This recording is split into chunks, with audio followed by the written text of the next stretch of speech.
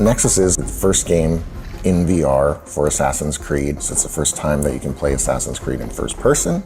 It's the first time you can play multiple assassins in the same game. So across 3 different settings, 3 different assassins, and the full range of iconic AC actions like Hidden Blade, Stealth, Combat, Leap of Faith, Parkour, Climbing, throwing knives, all these types of weapons, the Tomahawk of Connor, all of that stuff we put in the game because we really wanted to make it a true AC experience.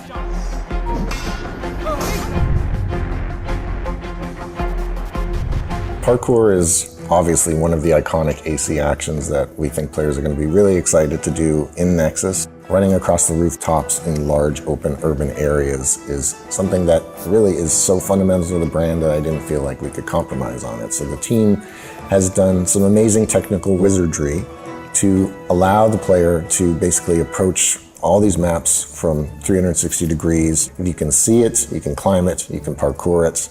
So from Venice to Greece to Boston and even new areas like Newport for Connor, they're all what we call open map environments. The player can traverse on the ground, scale the walls, climb the rooftops. VR allows you to perceive depth in the environment beyond, when you play on a TV screen, on a normal screen.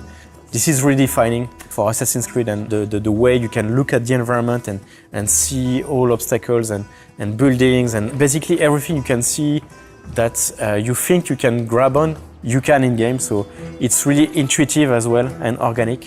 When you look at the world in Nexus, you see basically handholds, 90-degree surfaces that you can grab. So you're actually using your hands, you're pulling yourself up the side of the building.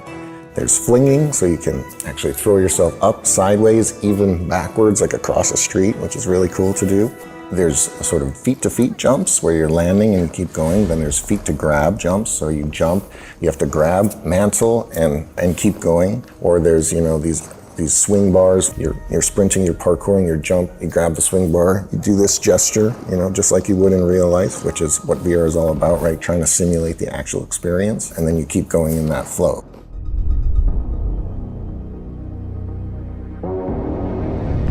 It is a stealth-first game, sneaking around, peeking around corners with even something as simple as like grabbing the corner of a building and pulling your camera, your head over and kind of leaning and peeking to see an enemy. We've even built in things like cracks and holes in the walls where you can kind of peek through there, and it's a use of head tracking there, but you feel really sneaky and you're spying on the guards in the other room. In the environments, you'll have dynamic objects, a vase, whatever. You can pick them up, you throw it. It'll crash on the ground and make a sound and distract a guard that way, and you're actually doing the physical throw yourself. One of the features that we've had, that we've always been really excited about, is the whistling feature. So you do this with a gesture, you make a ring with your hands and you bring it to your mouth area, we're tracking your hand position, and you hear the assassin whistle, and that will call the guard over and you can stab them in the bush and pull them in or whatever it is that you want to do.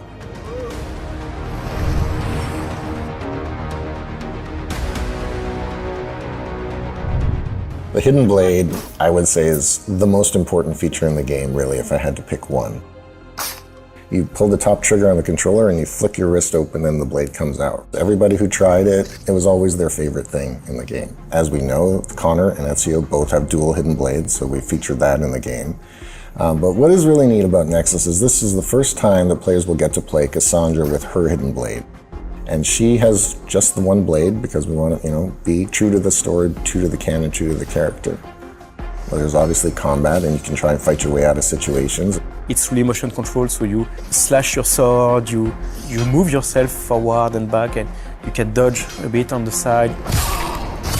It's really blocking, attacking, and what we call opportunity windows. So when you block, an enemy will come and swing their weapon at you, and you need to physically put your sword or tomahawk in the way of it and block just like you would imagine it happening in real life. Then you'll stagger them and create this opportunity window that you can then follow up with strikes and do more damage. We want to create this sense of fighting like a master assassin, but it's going to take time to learn it because you're actually doing your physical gestures and having to time things. They all have a primary weapon. Connor has the tomahawk, Ezio and Cassandra both have a sword. They all have some kind of ranged weapon. Connor and Cassandra both have bows, and Ezio has the one-handed crossbow. They all have throwing knives and smoke bombs. So you feel familiar and comfortable playing these assassins with the sort of core weapon set that they have, but there's also some nice specialization of who they are. So once you've learned the basics of combat as well as the advanced combat moves, you can put this all together and take out a group of enemies Master Assassin style. So for example, you come in from a rooftop, you air assassinate the first enemy, take your throwing knife to finish the second one, pull out your bow, take down the third one, and then draw your sword or tomahawk and engage the last one in combat and finish with a hidden blade lunge. Another iconic AC experience is, of course, air assassination, right? It's really thrilling to do in VR and in first person. So there's even some additional nuances that are part of it. So for example, if you're sprinting, your air assassination distance will be increased. So you can sprint to the edge of a rooftop, hit the button and fly further and have even a more dramatic long jump kind of kill. Even using the bow as you jump into the air assassination, that slow-mo that we turn on can give you enough time to fire an arrow in midair like a badass Master Assassin. So comfort for VR is really essential, it's key because we don't want them to feel any nausea. That was a priority from the start. Luckily, I've been working on this subject for quite many years. There is lots of options to make full locomotion in the world comfortable. There is vignetic system, there is a tunnel vision. It's quite effective to make the game comfortable. We also have a teleport locomotion feature which allows to remove completely locomotion through the space if you need or if you want. Auto parkour is one that allows basically parkour to be done automatically, so you just have to look where you want to go. You are going to see previews of the jumps you're going to make, and you don't need to press buttons, you don't need to do particular actions, but we had to make sure that it still feels like Assassin's Creed and it still feels like you are doing parkour and you are making the choices. Also doing the leap of faith. That's amazing in VR. Might not be for everyone, or it might be fearful for some people.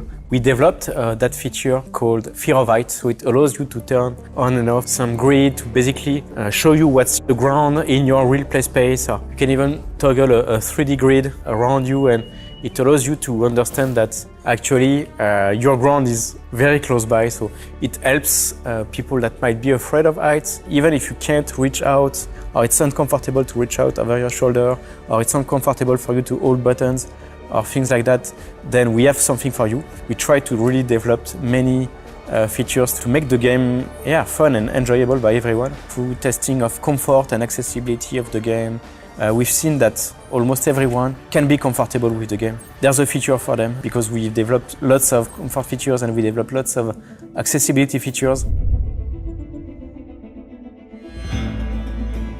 Yeah, people ask the question a lot of how do you play 3 assassins in 3 settings in the same game and have it make sense narratively? So the idea is that you're an elite player hacker that is undercover for the Brotherhood and is now working for Abstergo.